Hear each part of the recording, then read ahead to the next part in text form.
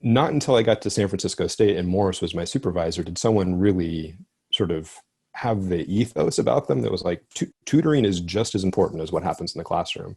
And in fact, for some students, it's it's the thing that saves them because the classroom environment isn't for them. They don't learn there because some teachers don't set up learning environments in ways that are going to benefit all students. There, there's that top 5 or 10% that's going to be successful, but then there's a lot of the class that's just not going to get what they need from the classroom environment, and they need to go somewhere.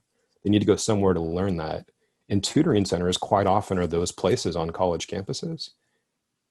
And I don't know if I think it's a sad thing or not, because I think it's a wonderful experience to be a peer tutor. I know it convinced me to become an educator because I thought, wow, I can actually help my peers and this feels good. And I know that I'm making an impact here.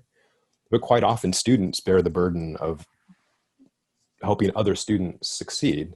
And tutoring centers are where that happened. But I knew as somebody who is responsible for hiring the Henrys of the world that were going to go out there and be peer tutors, that if I hired the wrong person, someone who didn't have it in them to be curious and giving and work with other students, I really didn't care what their grades were like in their classes. There's something you can get from talking to somebody about their willingness to engage with somebody else and their learning experience that doesn't have anything to do with how successful they are in their classes. And often people who've been unsuccessful in their classes become the best tutors because they know how to work with people who are struggling. I knew that I needed to take those interviews very seriously and communicate to the students that I was interviewing that it wasn't just like, hey, this is a student job and you can come here and be a tutor. It was, this is a really high degree of responsibility that as a student, you seem to want. And so I'm going to invite you to take that responsibility as seriously as you want to take it, because I know, having been through it, that it can literally save a student.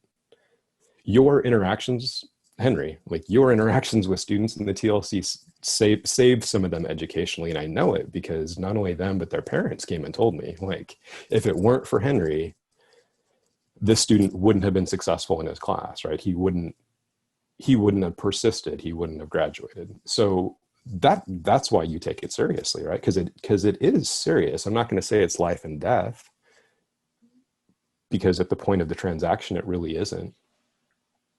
But that's a moment where a person, either gets the support that they need from somebody who really genuinely cares about them, or they get blown off by a student worker who is there to collect a paycheck and isn't really into the interaction.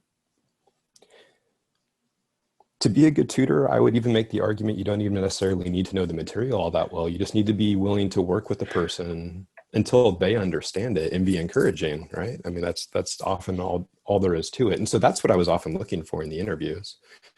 But I knew that if I didn't demonstrate to you that I took it seriously and that I was going to hold you responsible for that interaction with students, that I was already starting by setting the wrong tone.